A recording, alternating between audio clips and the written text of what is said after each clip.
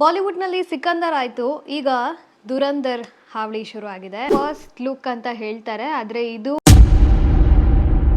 ಸಿಕ್ಕಾಪಟ್ಟೆ ವೈಲೆನ್ಸ್. ಹೆಣ್ಮಕ್ಳು ಕುರಿತಾಗಿ ಏನು ಅಷ್ಟಿರ್ಲಿಲ್ಲ. ಎರಡನೇ ಅಥವಾ ಮತ್ತೊಂದು ಅನಿಮಲ್ ಸಿನಿಮಾ ತರ ಫೀಲ್ ಕೊಡ್ತು. ಬಾಲಿವುಡ್ನಲ್ಲಿ ಸಿಕಂದರ್ ಆಯ್ತು, ಈಗ ದುರಂದರ್ ಹಾವಳಿ ಶುರು ಆಗಿದೆ. ಏನಿದು, ಯಾರ ಸಿನಿಮಾ, ಏನ್ ಕತೆ ಹೇಳ್ತೀನಿ.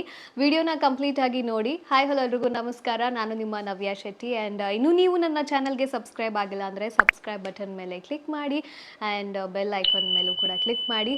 ಎಸ್, ಈ ಒಂದು ವಿಡಿಯೋದಲ್ಲಿ ಏನೇನಿದೆ ನೋಡೋಣ.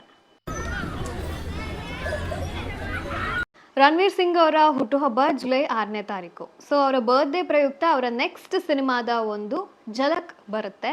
ಬಟ್ ಇದನ್ನ ಸಿನಿಮಾ ಟೀಮ್ ಅವರು ಫಸ್ಟ್ ಲುಕ್ ಅಂತ ಹೇಳ್ತಾರೆ, ಆದರೆ ಇದು ಮೋರ್ ಆರ್ ಲೆಸ್ ಒಂದು ಟ್ರೈಲರ್ ಥರನೇ ಇದೆ. ಯಾಕಂದರೆ ಇದರ ಡ್ಯೂರೇಷನ್ ಬಂದು 2 ನಿಮಿಷ 40 ಸೆಕೆಂಡ್ ಆಗಿರುತ್ತೆ.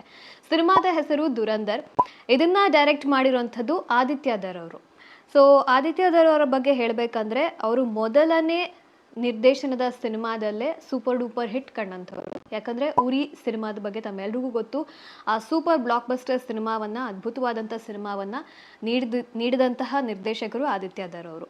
ಸೊ ಉರಿ ಸಿನಿಮಾ ನೋಡೋದಕ್ಕೂ ಇದಕ್ಕೂ ಬಹಳನೇ ಡಿಫ್ರೆನ್ಸ್ ಅನಿಸ್ತಾ ಇದೆ.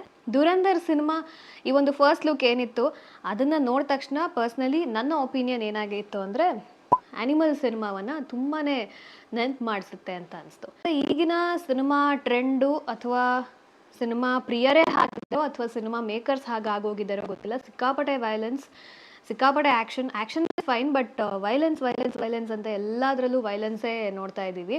ಆ್ಯನಿಮಲ್ ಸಿನಿಮಾದಲ್ಲಿ ತಾವೆಲ್ಲ ನೋಡಿರ್ಬೋದು ಎಷ್ಟರ ಮಟ್ಟಿಗೆ ವೈಲೆನ್ಸ್ ಇತ್ತು, ಎಷ್ಟರ ಮಟ್ಟಿಗೆ ಹೆಣ್ಮಕ್ಳ ಮೇಲಿನ ದೌರ್ಜನ್ಯದ ಬಗ್ಗೆ ಎಲ್ಲ ಸಿನಿಮಾದಲ್ಲಿ ಇತ್ತು ಅಂತ. ಬಟ್ ಇಲ್ಲಿ ಹೆಣ್ಮಕ್ಳು ಕುರಿತಾಗಿ ಏನೂ ಅಷ್ಟಿರಲಿಲ್ಲ. ಆದರೂ ಕೂಡ ಇದು ನನಗೆ ಎರಡನೇ ಅಥವಾ ಮತ್ತೊಂದು ಆ್ಯನಿಮಲ್ ಸಿನಿಮಾ ಥರ ಫೀಲ್ ಕೊಡ್ತು. ಆದರೆ ಇಷ್ಟು ಮಾತ್ರನಾ, ಇನ್ನೇನು ಇಲ್ವಾ ಅನ್ನೋದಾದರೆ ಇಲ್ಲ, ಖಂಡಿತವಾಗ್ಲೂ ಇದೆ. 6 ವರ್ಷಗಳ ನಂತರ ಆದಿತ್ಯ ಅವರು ಮತ್ತೊಂದು ಸಿನಿಮಾವನ್ನು ನಿರ್ದೇಶನ ಮಾಡ್ತಾ ಇದ್ದಾರೆ. 2019ನಲ್ಲಿ ಉರಿ ಸಿನಿಮಾ ಬಂದಿತ್ತು. ಈಗ ದುರಂದರ್ ಡಿಸೆಂಬರ್ 5, 2025ಕ್ಕೆ ತೆರೆ ಮೇಲೆ ಬರೋದಕ್ಕೆ ರೆಡಿಯಾಗಿದೆ. ಆ್ಯಕ್ಷನ್ ಇಷ್ಟಪಡೋರು ಅಥವಾ ಈ ಥರ ಆ್ಯನಿಮಲ್ ಸಿನಿಮಾ ಹೇಗೆ ಇಷ್ಟಪಟ್ಟು ಜನ ಗೆಲ್ಸಿದ್ರು ಆ ಥರ ಕ್ರೌಡಿಗೆ ಡೆಫಿನೆಟ್ಲಿ ಇದು ಇಷ್ಟ ಆಗುತ್ತೆ ಅಂತ ಅನಿಸುತ್ತೆ. ಯಾಕಂದರೆ ಫಸ್ಟ್ ಲುಕ್ಕಲ್ಲೇ ರಣವೀರ್ ಸಿಂಗ್ ಅವರ ಬಗ್ಗೆ ಹೇಳಬೇಕಂದ್ರೆ ತುಂಬಾ ಬೀಸ್ಟ್ ಮೋಡಲ್ಲಿ ಕಾಣಿಸ್ತಾರೆ, ಹಾಟಾಗಿ ಕಾಣಿಸ್ತಾರೆ, ರಗಡಾಗಿ ಕಾಣಿಸ್ತಾರೆ. ಆ್ಯಂಡ್ ಅದರ ಜೊತೆಗೆ ಸಿಕ್ಕಾಪಟ್ಟೆ ಡೆಡ್ಲಿ ಆಗಿ, ಮಾನ್ಸ್ಟರಸ್ ಆಗಿ ಕಾಣಿಸ್ತಾ ಇದ್ದಾರೆ. ಕ್ರೂರತ್ವ ಎದ್ದು ಕಾಣಿಸ್ತು ನನಗೆ ಈ ಒಂದು ಫಸ್ಟ್ ಲುಕ್ಕಲ್ಲಿ. ಇದನ್ನು ಹೊರತುಪಡಿಸಿದ್ರೆ ಅವರ ಆ್ಯಕ್ಟಿಂಗ್ ಬಗ್ಗೆ ಹೇಳೋದಾದರೆ ಡೆಫಿನೆಟ್ಲಿ ಅವರ ಫ್ಯಾನ್ಸ್ ಎಲ್ರಿಗೂ ಸಿಕ್ಕಾಪಟ್ಟೆ ಖುಷಿಯಾಗಿದೆ.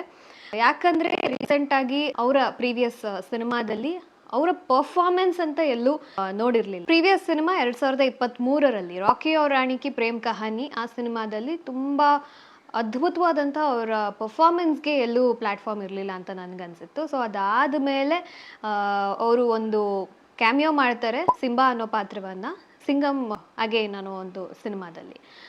ಇದಿಷ್ಟು ಬಿಟ್ಟರೆ ಅವರ ಫ್ಯಾನ್ಸ್ಗೆ ಎಲ್ಲೋ ಒಂದು ಕಡೆ ರಣವೀರ್ ಸಿಂಗ್ ಅವರ ಪರ್ಫಾರ್ಮೆನ್ಸ್ನ ಸ್ಕ್ರೀನ್ ಮೇಲೆ ಮಿಸ್ ಮಾಡ್ಕೋತಾ ಇದ್ರು.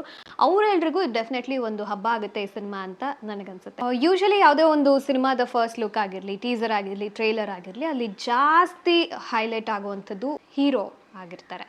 ಬೇರೆ ಪಾತ್ರಗಳು ಅಷ್ಟೊಂದು ಅಟ್ರ್ಯಾಕ್ಟ್ ಮಾಡಿರಲ್ಲ. ಅವರೆಲ್ಲ ಇರ್ತಾರೆ ಅಂತ ಗೊತ್ತಾಗಿರುತ್ತೆ, ಬಟ್ ಎಲ್ಲೂ ಇವ್ರು ಸಖತ್ತಾಗಿ ಕಾಣಿಸಿದ್ರು ಈ ಒಂದು ಟೀಸರಲ್ಲಿ, ಟ್ರೈಲರಲ್ಲಿ ಅಥವಾ ಫಸ್ಟ್ ಲುಕ್ಕಲ್ಲಿ ಅಂತ ಹೇಳೋದು ಬಹಳನೇ ಕಡಿಮೆ. ಆದರೆ ದುರಂದರ್ ಸಿನಿಮಾದಲ್ಲಿ ನನಗೆ ತುಂಬ ತುಂಬ ತುಂಬ ಇಷ್ಟ ಆಗಿದ್ದು ಅಂದರೆ ಆ ಕಾಸ್ಟಿಂಗ್. ಅದ್ಭುತವಾದ ತಾರಾಗಣ ಇದೆ ಅಂತ ಅನ್ನಿಸ್ತು. ಮಾಧವನ್ ಅವರಾಗಿರ್ಬೋದು, ಅಕ್ಷಯ್ ಖನ್ನಾ ಅವರು, ಸಂಜಯ್ ದತ್ ಆ್ಯಂಡ್ ಅರ್ಜುನ್ ರಾಮ್ಪಾಲ್ ಅವರು. ಸೊ ಈ 4 ಜನರ ಒಂದು ಸ್ಪೆಷಲ್ ಅಪಿಯರೆನ್ಸ್ ಏನಿದೆ ಗೊತ್ತಾ, ಆ ಒಂದು ಫಸ್ಟ್ ಲುಕ್ಕಿಗೆ, ಆ ಸಿನಿಮಾಗೆ ಒಂದು ಬಹಳಷ್ಟು ವೆಯ್ಟೇಜ್ ಕೊಡ್ತು ಅಂತ ನಂಗೆ ಅನಿಸ್ತು. ಎಸ್ಪೆಷಲಿ ನನಗೆ ತುಂಬಾ ಇಷ್ಟ ಆಗಿದ್ದು ಮಾಧವನ್ ಅವರು. ಫಸ್ಟ್ ಲುಕ್ನ ನೋಡಿದಾಗ ಗೊತ್ತೇ ಆಗಲಿಲ್ಲ ಮಾಧವನ್ ಅವರು ಇದ್ದಾರೆ ಅಂತ. ಯಾಕಂದರೆ ಅವ್ರ ಕಂಪ್ಲೀಟ್ ಲುಕ್ಕೇ ಚೇಂಜ್ ಆಗಿದೆ. ತುಂಬ ಜನಕ್ಕೆ ಇಷ್ಟ ಆಗಿರೋವಂಥದ್ದು ಅಕ್ಷಯ್ ಖನ್ನಾ ಅವರ ಒಂದು ಆ ಸಣ್ಣ ಫಸ್ಟ್ ಲುಕ್ಕಲ್ಲೇ ಅವರ ಪರ್ಫಾರ್ಮೆನ್ಸ್ ಹೇಗಿರ್ಬೋದು ಅಂತ ಅವರು ಆಲ್ರೆಡಿ ಇಂಪ್ರೆಸ್ ಮಾಡಿದ್ದಾರೆ. ಆ ಲೆವೆಲ್ಗೆ ಜನರಿಗೆ ಇಷ್ಟ ಆಗಿದೆ ಅಂತ ನಂಗೆ ಅನಿಸ್ತಾ ಇತ್ತು. ಅಫ್ಕೋರ್ಸ್ ಸಂಜಯ್ ದತ್ ಅವರ ಬಗ್ಗೆ ಮಾತಾಡೋ ಹಾಗಿಲ್ಲ. ಆ್ಯಂಡ್ ಅರ್ಜುನ್ ರಾಮ್ಪಾಲ್ ಅವರು ಕೂಡ ತುಂಬಾ ಚೆನ್ನಾಗಿ ಕಾಣಿಸ್ತಾರೆ. ಸೊ ಈ 4 ಜನರನ್ನ ತೋರಿಸಿರುವಂಥ ರೀತಿ, ಅವರ ಕ್ಯಾರೆಕ್ಟರ್ಸ್ಗೆ ಬಹಳನೇ ವೇಟೇಜ್ ಇದೆ ಈ ಸಿನಿಮಾದಲ್ಲಿ ಅನ್ನೋದು ಗೊತ್ತಾಗ್ತಾ ಇದೆ. ಇನ್ನು ಬೇರೆ ಪ್ಲಸ್ ಪಾಯಿಂಟ್ಸ್ ಬಗ್ಗೆ ಮಾತಾಡೋದಾದರೆ ಮ್ಯೂಸಿಕ್, ಬ್ಯಾಕ್ಗ್ರೌಂಡ್ ಮ್ಯೂಸಿಕ್ ಅದ್ಭುತವಾಗಿದೆ.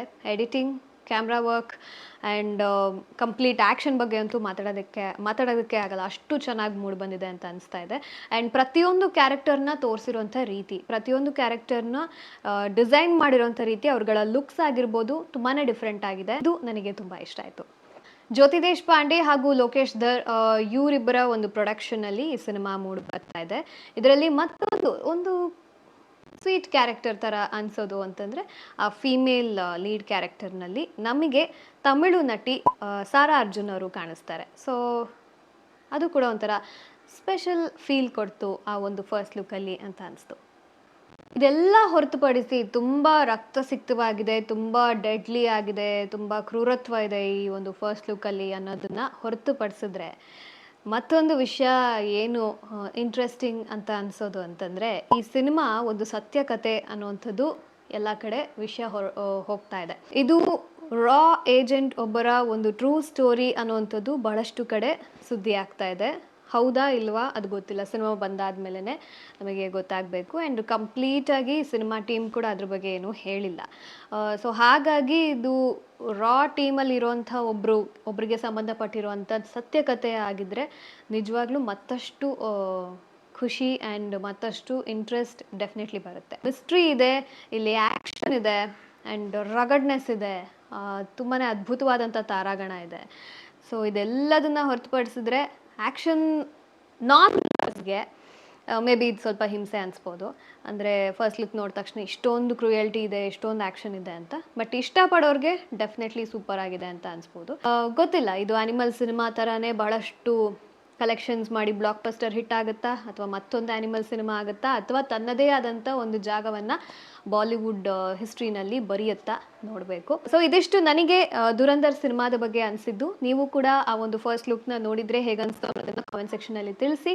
ಮತ್ತೊಂದು ವಿಡಿಯೋದಲ್ಲಿ ಮತ್ತೆ ಸಿಗ್ತೀನಿ. ಆ್ಯಂಡ್ ಈ ವಿಡಿಯೋ ಇಷ್ಟ ಆಗಿದ್ದರೆ ಲೈಕ್ ಮಾಡಿ, ಶೇರ್ ಮಾಡಿ, ನಿಮ್ಮ ಅನಿಸಿಕೆ ಅಭಿಪ್ರಾಯಗಳನ್ನು ಕಾಮೆಂಟ್ ಮಾಡಿ. And yes, once again subscribe ಮಾಡೋದನ್ನು ಮರಿಬೇಡಿ. Thank you.